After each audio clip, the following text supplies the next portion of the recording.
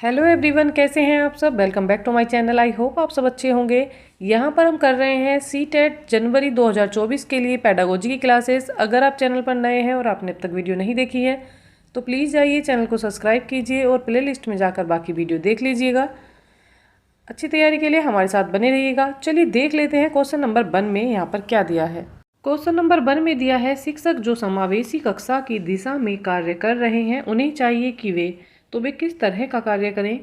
Option number 1 में दिया है, पाठ्यचर्या में अनुकूलन करें। पाठ्यचर्या में अनुकूलन से तात्पर्य हो जाता है कि जब बच्चे को पढ़ाया जा रहा है, कुछ बच्चे जल्दी सीख जाते हैं, कुछ बच्चों को सीखने में टाइम लगता है, तो पाठ्यचर्या में लचीलापन लाया जाए, उसे इस तरह से बनाया जाए कि बच्चे को समझ आ सके। जो जल्दी सीखने वाले हैं उनके लिए भी वो इजी रहे और जो देर से सीखते हैं उनके लिए भी वह आसानी से कार्य कर सके। तो पाठ्यचर्या में अनुकूलन बिठाना आवश्यक हो जाता है। ये पॉइंट करेक्ट है। पॉइंट नंबर 2 में दिया है, विविध दृष्टिकोणों को शामिल करें। तो ये बात भी यहाँ पर करेक्ट हो जाती है।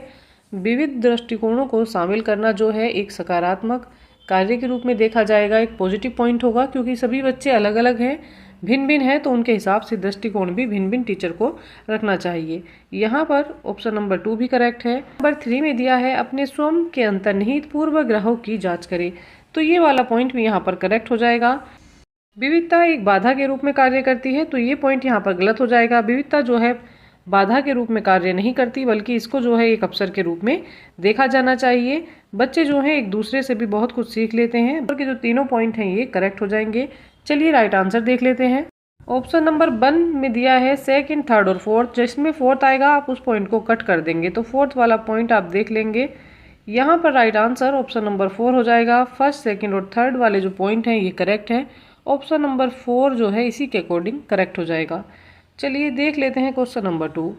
क्वेश्चन नंबर 2 में दिया है, हार्वर्ड गार्डनर के अनुसार एक दर्शन शास्त्री के पास किस प्रकार की बुद्धि तथा मूर्तिकार के पास किस प्रकार की बुद्धि की मात्रा अधिक होती है। 1 में दिया है अंत व्यक्तिक भाषिक, और ऑप्शन नंबर 2 में दिया है अंतः व्यक्ति और दिक् स्थान। ऑप्शन नंबर 3 में दिया है भाषिक अंत व्यक्तिक। नंबर 4 में दिया है दिक् स्थान अंतः व्यक्ति। चलिए यहाँ पर राइट आंसर देख लेते हैं। पर जो राइट आंसर है वो ऑप्शन नंबर 2 हो जाएगा। अंतः व्यक्ति और दिक् स्थान संबंधी बुद्धि इन दोनों के पास होगी। सब दार्शनिक के पास किस तरह की बुद्धि होती है, तो दार्शनिक के पास जो संभावना है वो अंतः व्यक्ति बुद्धि की होने की है, क्योंकि उसमें क्या होती है, आत्म जागरूकता होती है। वह आत्मनिरीक्षण करते हैं और अपनी भावनाओं, प्रेरणाओं, आंतरिक विचारों को समझना जो है इसमें शामिल होता है। दार्शनिक अक्सर कैसे होते हैं, वो गहन आत्मचिंतन करते हैं और चिंतन में लगे रहते हैं। तो वो किस तरह से करते हैं, वो अपनी बातों को खुद से ही करते हैं, अपने आप समझते हैं। तो यहाँ पर इस बुद्धि को क्या नाम देंगे, यहाँ पर इसको अंतः व्यक्ति बुद्धि नाम देंगे। तो यहाँ पर ऑप्शन नंबर 2 करेक्ट हो जाएगा। चलिए अब जान लेते हैं हम कि मूर्तिकार के पास किस तरह की बुद्धि होती है। तो मूर्तिकार जो है दृश्यों के बारे में जानता है, स्थानों के बारे में जानता है और अपनी मूर्तियों का निर्माण करता है। तो यहाँ पर जो राइट आंसर हो जाएगा वो दिक् स्थान हो जाएगा। ऑप्शन नंबर 2 यहाँ पर करेक्ट है। चलिए देख लेते हैं क्वेश्चन नंबर 3। दिया है, निम्नलिखित में से स्वालीनता वाले विद्यार्थियों की विशिष्ट विशेषता कौन सी है। तो स्वालीनता वाले विद्यार्थियों की विशेषता यहाँ पर हमें बतानी है। संवाद कौशलों का उच्च स्तर उनमें होता है। तो जी नहीं, इन बच्चों में जो है बोलने में देरी होती है, ये जल्दी नहीं बोलते हैं, काफ़ी इनकी एज हो जाती है तब ये बोलना शुरू करते हैं। तो यहाँ पर संवाद में उच्च कौशल तो इनके नहीं होगा। बार बार दोहराव और आवृत्ति का व्यवहार करते हैं, तो ये पॉइंट करेक्ट है।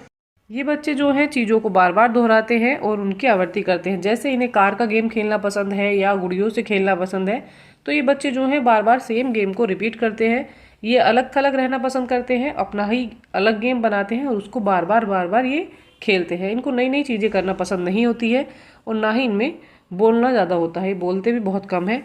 कल्पना को तथ्य से अलग करने की श्रेष्ठता इनमें होती है, तो ये बात भी यहाँ पर रॉन्ग हो जाएगी। उन्नत सामाजिक भावनात्मक पारस्परिकता इनमें होती है, तो ये भी यहाँ पर रॉन्ग हो जाएगा। इनमें उन्नत सामाजिक भावनात्मक पारस्परिकता नहीं होती है, क्योंकि ये दूसरे बच्चों के साथ घुलना मिलना पसंद नहीं करते हैं, मित्र बनाना इन्हें पसंद नहीं होता। तो यहाँ पर इस सब के अकॉर्डिंग क्या आंसर करेक्ट हो जाएगा, ऑप्शन नंबर जो 2 है ये करेक्ट हो जाएगा। व्यवहार का दोहराव ये करते हैं और आवृत्ति जो है इनकी बार बार व्यवहार में देखने को मिलती है। ऑप्शन नंबर 2 जो है ये यहाँ पर करेक्ट है। देख लेते हैं क्वेश्चन नंबर 5। निम्नलिखित में से कौन सा स्थूल गतिक कौशल है? तो स्थूल गतिक कौशल का उदाहरण इनमें से कौन सा हो जाएगा? ऑप्शन नंबर 1 में दिया है एक कागज पर बड़े आयत को रूपरेखा के अनुसार काटना, एक कागज पर वृत्त को रूपरेखा के अनुसार काटना, बुनाई करना या तैरना। तो यहाँ पर सबसे पहले हम जान लेते हैं कि स्थूल गतिक कौशल आखिर होता क्या है, इसके बारे में हम जानते हैं। इसमें क्या होता है, ये कौशल जो है बड़ी गतिविधि आप इसको कह सकते हैं। इसमें जो एक बच्चा होता है अपने हाथों, पैरों और जो है अपने पूरे शरीर के साथ कार्य करता है, इसलिए इसमें रेंगना, दौड़ना और कूदना जैसे कार्य जो है ये शामिल है। बात होती है यहाँ पर सूक्ष्म गतिक कौशल की, तो सूक्ष्म गतिक कौशल क्या है ये भी हम यहाँ पर जान लेते हैं। ये होता है क्या, इसमें बच्चा जो है अपनी छोटी मांसपेशियों के द्वारा कार्य करता है, अर्थात जैसे चीज़ों को उठाना, पकड़ना, जीभा से किसी चीज़ का स्वाद लेना, कुछ उठाकर खाना, और साथ ही बुनाई जो आ जाएगी ये भी सूक्ष्म गतिक कौशल में आ जाएगी। तो यहाँ पर जो ऑप्शन नंबर 3 है ये रॉन्ग हो जाएगा, ऑप्शन नंबर 2 भी रॉन्ग हो जाएगा और ऑप्शन नंबर 1 भी यहाँ पर रॉन्ग हो जाएगा। यहाँ पर राइट आंसर ऑप्शन नंबर 4 हो जाएगा। यहाँ पर स्थूल गतिक कौशल पूछा है, अर्थात इसमें पूरी बॉडी मूवमेंट कर रही है, पूरे हाथ पैर उसके कार्य कर रहे हैं। ऑप्शन नंबर जो 4 है ये करेक्ट हो जाएगा। चलिए देख लेते हैं क्वेश्चन नंबर 6। क्वेश्चन नंबर 6 में यहाँ पर दिया है भौतिक वृद्धि और विकास के और सिद्धांतों का पालन करते हैं। तो भौतिक वृद्धि और विकास जो है विकास के कौन से नियमों का पालन करते हैं? यहाँ पर ऑप्शन नंबर 1 में दिया है विभेदीकरण, एकीकरण। तो ये जो है भौतिक वृद्धि और विकास, ना तो ये विभेदीकरण का पालन करते हैं और ना ही एकीकरण का। ऑप्शन नंबर जो 1 है ये रॉन्ग हो जाएगा। ऑप्शन नंबर 2 में दिया है समीपस्थ, अवरोही बोला जाता है इसको, और शीर्षगामी आंतरिक से बाहरी तरफ। तो ये भी यहाँ पर गलत हो जाएगा। शीर्षगामी जो होता है ये अवरोही होता है। चलिए पॉइंट नंबर 2 जो है ये रॉन्ग है। पॉइंट नंबर 3 देखते हैं क्या दिया है। एकीकरण सरल से जटिल की ओर और विभेदीकरण में दिया है जटिल से सरल की ओर। तो ये भी यहाँ पर जो है रॉन्ग हो जाएगा। चलिए देख लेते हैं पॉइंट नंबर 4 में क्या दिया है। यहाँ पर दिया है शीर्षगामी, अवरोही और समीपस्थ को बोला जाता है आंतरिक से बाहरी। तो ये यहाँ पर करेक्ट हो जाएगा। ऑप्शन नंबर जो 4 है ये करेक्ट है। शीर्षगामी का अर्थ होता है सिर से पैर की तरफ विकास और समीपस्थ का अर्थ होता है अंदर से बाहर की तरफ बच्चे का विकास। शीर्षगामी में क्या होता है, ये वृद्धि और विकास जो होता है सेफ्लोन अर्थात सिर, और कॉर्डलमिस होता है पैर की उंगलियां। सिर से पैर की उंगलियों तक का जो विकास होता है, पहले उसके सर का विकास होगा, फिर धड़ का, फिर हाथ पैरों का विकास जो है इसमें शामिल है। इसको बोला जाता है शीर्षगामी विकास सिद्धांत। और जो समीपस्थ विकास सिद्धांत है इसमें क्या होता है, सबसे पहले मुख्य मांसपेशियां और हड्डियां विकसित होती है, बच्चे की हार्ट बीट वगैरह आती है, रीढ़ की हड्डी बनती है, और उसके बाद उसके बाहरी हिस्सों का विकास होता है, अर्थात उसके हाथ की हड्डियां बनती हैं, पैरों की हड्डियां बनती हैं। तो इसको बोला जाता है अंदर से बाहर की तरफ विकास या केंद्र से छोर की तरफ विकास। तो यहाँ पर जो पॉइंट नंबर 4 है ये करेक्ट हो जाएगा। ऑप्शन नंबर 4 करेक्ट है। चलिए देख लेते हैं क्वेश्चन नंबर 7।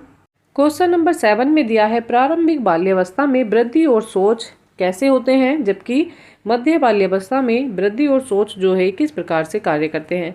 तो यहाँ पर बात हो रही है प्रारंभिक बाल्यावस्था की, इसको ध्यान में रखकर आपको आंसर करना है। ऑप्शन नंबर 1 में दिया है तार्किक होती है। तो प्रारंभिक बाल्यावस्था में बच्चे को इतनी समझ नहीं होती है कि वो तर्क कर सके या तार्किक समझ रख सके। तो यहाँ पर ये पॉइंट तो रॉन्ग हो जाएगा।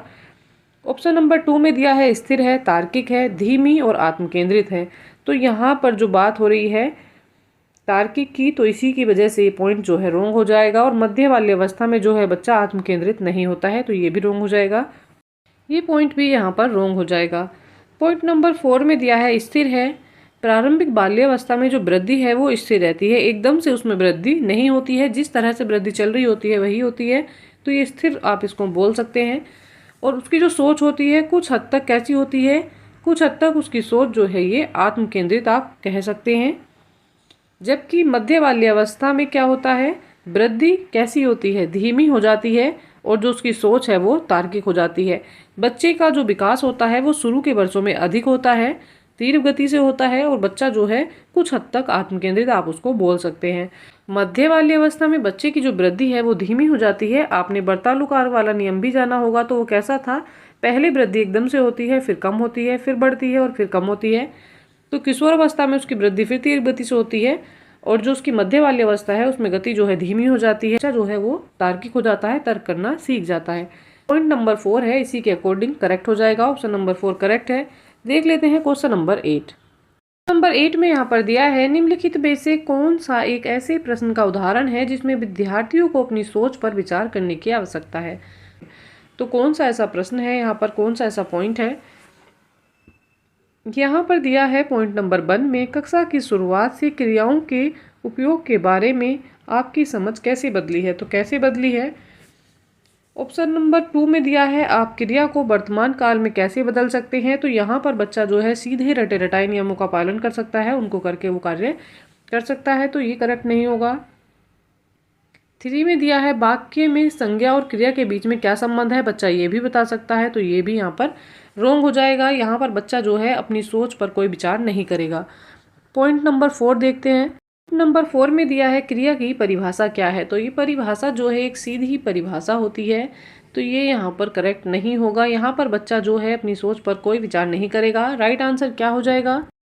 यहाँ पर जो ऑप्शन नंबर 1 है ये करेक्ट हो जाएगा। कक्षा की शुरुआत से क्रियाओं के उपयोग के बारे में आपकी समझ कैसे बदली। बच्चे को पहले कितना ज्ञान था, अब उसे कितना ज्ञान हो गया है और उसने नया क्या सीखा। इस तरह से अगर उससे क्वेश्चन किया जाएगा तो बच्चा जो है अपनी सोच पर अवश्य विचार करेगा। यहाँ पर जो पॉइंट नंबर 1 है ये करेक्ट हो जाएगा। ऑप्शन नंबर 1 जो है ये यहाँ पर करेक्ट हो जाएगा। चलिए देख लेते हैं next question, question number 9। Question number 9 में दिया है निम्नलिखित में से कौन सा विफलता के लिए आंतरिक आरोपण का एक उदाहरण है। तो यहाँ पर कौन से पॉइंट से आपको क्लियर हो जाएगा कि यहाँ पर बच्चा जो है आंतरिक आरोपण कर रहा है। में यहाँ पर दिया है परीक्षा में मैं फेल हो गया क्योंकि मेरा जो दोस्त है या मेरी जो दोस्त हैं वो मेरा क्या कर रहे थे, ध्यान भटका रहे थे। तो यहाँ पर बच्चा जो है दूसरे पर आरोपण कर रहा है। तो ये करेक्ट नहीं होगा। सेकंड में दिया है शिक्षक के पक्षपाती होने के कारण मुझे अच्छे अंक नहीं मिले। तो ये भी आंतरिक आरोपण का उदाहरण यहाँ पर नहीं है। पॉइंट नंबर 3 देखते हैं। पॉइंट नंबर 3 में दिया है मुझे निम्न ग्रेड प्राप्त हुआ क्योंकि शिक्षक कठोर तरीके से आंकते हैं। जो टीचर है, जो शिक्षक है, वो कॉपी जो है उसकी कैसे चेक कर रहा है, कठिन तरीके से चेक कर रहा है, इसलिए इसको कम नंबर मिले। तो यहाँ पर भी आंतरिक उदाहरण नहीं दिखता है। ऑप्शन नंबर 4 में दिया है मैं परीक्षा में फेल हो गया क्योंकि मैंने पर्याप्त पढ़ाई नहीं की। यहाँ पर राइट आंसर ऑप्शन नंबर 4 हो जाएगा। यहाँ पर आंतरिक आरोपण की बात कही जा रही है क्योंकि मैंने खुद से पढ़ाई नहीं की इसलिए मैं परीक्षा में फेल हुआ। ऑप्शन नंबर 4 जो है ये करेक्ट हो जाएगा। 10 में यहाँ पर दिया है निम्नलिखित कथनों को पढ़िए और सही विकल्प का चयन कीजिए। तो सही विकल्प का चयन हमें यहाँ पर करना है। कथन ए में दिया है बहुत कम उम्र में दुनिया भर में अधिकांश संस्कृतियों में लड़कियां जो हैं गुड़ियों को खिलौनों के रूप में चुनती हैं जबकि लड़के जो हैं कारों के साथ खेलना पसंद करते हैं। तो ये बात हो रही है दुनिया में अधिकांश संस्कृतियों में ऐसा होता है। चलिए यहाँ पर इसका कारण जान लेते हैं। कारण क्या है। यहाँ पर जो कारण दिया है बच्चे किसी विशेष संस्कृति की अपेक्षाओं के आधार पर एक लड़के या लड़की के लिए क्या उपयुक्त माना जाता है इसके बारे में जानकारी व्यवस्थित करते हैं और उसके अनुसार व्यवहार करते हैं। तो यहाँ पर बात बच्चों की हो रही है। बच्चे कैसे हैं। बच्चे जो हैं लड़के कार से खेलते हैं और लड़कियाँ गुड़ियों से खेलती हैं। तो ये बच्चे कैसे सीखते हैं क्योंकि उनके समाज में उनके आसपास जो व्यवहार देख रहे हैं तो उससे वो जानकारी को व्यवस्थित करते हैं, इकट्ठा करते हैं और उसी के अनुरूप वो व्यवहार करते हैं। वो देखते हैं कि लड़की जो है गुड़ियों से खेलती हैं और जो साथ वाले बच्चे हैं या उनसे बड़े बच्चे हैं, जो लड़के हैं उनसे बड़े, वो गुड़ियों से नहीं खेल रहे बल्कि वो कार से खेल रहे हैं या और किसी चीज़ का वो प्रयोग कर रहे हैं। तो बच्चे जो हैं उनको कॉपी करते हैं, एक तरह से बोले तो उनका अनुकरण करते हैं। तो यहाँ पर दिया गया है जानकारी को व्यवस्थित करते हैं। तो ये कथन और कारण दोनों यहाँ पर करेक्ट हो जाएंगे। चलिए राइट आंसर देख लेते हैं। ऑप्शन नंबर ए में दिया है ए सही है परंतु आर गलत है। ऑप्शन नंबर बी में यहाँ पर दिया है ए और आर दोनों सही हैं परंतु आर ए की सही व्याख्या नहीं करता है। तो ये पॉइंट यहाँ पर गलत हो जाएगा। यहाँ दिया है ए आर दोनों गलत है। तो ये पॉइंट यहाँ पर गलत हो जाएगा। ऑप्शन नंबर 4 में दिया है ए आर दोनों सही हैं तथा आर ए की सही व्याख्या भी करता है। तो यहाँ पर कथन भी सही है और उसका कारण भी यहाँ पर सही दिया गया है। ऑप्शन नंबर जो 4 है ये करेक्ट हो जाएगा। इसी के साथ जो हमारी पेडागोजी की क्लास थी ये कंप्लीट हो जाती है। आई होप क्लास आपके लिए हेल्पफुल रहेगी। अच्छी तैयारी के लिए हमारे साथ बने रहिएगा। चैनल को लाइक शेयर एंड सब्सक्राइब कीजिएगा और साथ में सीटेट 2024 की तैयारी के लिए बने रहिएगा।